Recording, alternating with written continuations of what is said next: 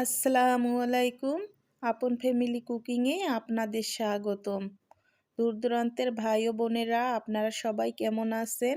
আজকে আরও একটা নতুন রেসিপি নিয়ে আপনাদের সামনে হাজির হয়েছি। আজকে দেখাবো বরিশালের জনপ্রিয় একটি মাছ, দর্গি মাছ আলু দিয়ে রান্না করে।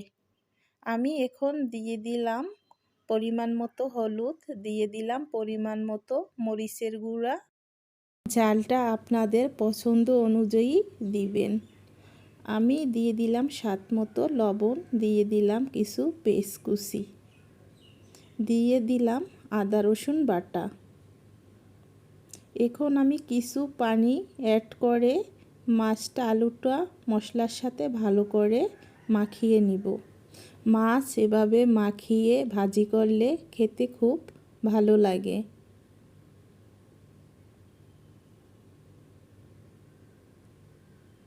এখন আমি চুলায় একটা কড়াই বসিয়েছি, দিয়ে দিলাম পরিমাণ মতো তেল। এখন আমি মাছগুলি দিয়ে দিলাম তেলের উপর। এখন আমি ঢাকনা দিয়ে ঢেকে দিলাম। মাছ থেকে পানি বের হয়েছে, আমি একটু জাল দিয়ে শুকিয়ে নিব। এই তো মাছ থেকে তেল বের হয়েছে। মাছের চারিপাশটা আমি ঘুরিয়ে ঘুরিয়ে ভেজে নিব।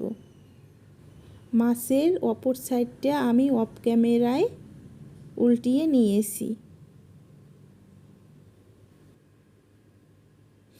এখন আমি পরিমাণ মতো পানি দিয়ে দিব, যতটুকু আমার রান্না করতে দরকার হবে। এখন ঢাকনা দিয়ে ঢেকে দিলাম।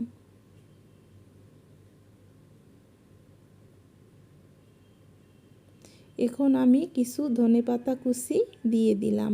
এটা বিলাতি ধনিয়া পাতা। এই তো দেখুন বন্ধুরা, আমার মাছটা প্রায় রান্না হয়ে গেছে। তাহলে বন্ধুরা, আমার এই দর্গি মাছের রান্না রেসিপি কেমন হয়েছে অবশ্যই আপনারা কমেন্টের মাধ্যমে জানাবেন।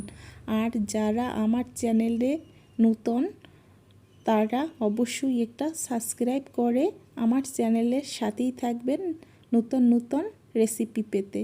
তাহলে আজকে এ পর্যন্তই। খোদা হাফেজ।